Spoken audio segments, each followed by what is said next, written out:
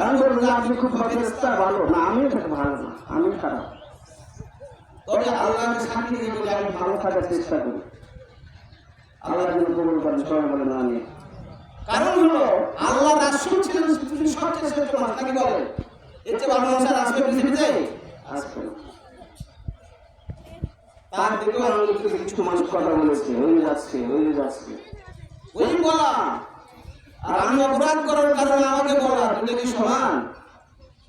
এই জন্য আমি অনুরোধ করবো যারা কোরআনের জ্ঞান অর্জন করেছেন, আমলটা যেন কোরআন অনুযায়ী হয়। আল্লাহ যেন আমাদেরকে তৌফিক দান করেন, সবাই বলেন আমিন। আমি যাদের বিষয়টা যারা শিক্ষিত আছেন তারা একটু বিষয়টা খেয়াল করবেন।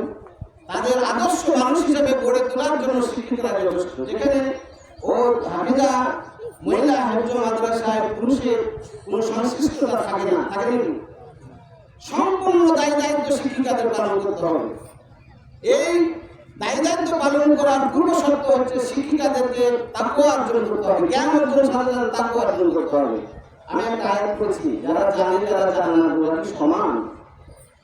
যারা জানে এবং যারা জানে না, আলাস্তাবিল্লাযিনা ইয়ালামুনা ওয়াল্লাযিনা লা ইয়ালামুন, তারা কি সমান না? তারা সমান।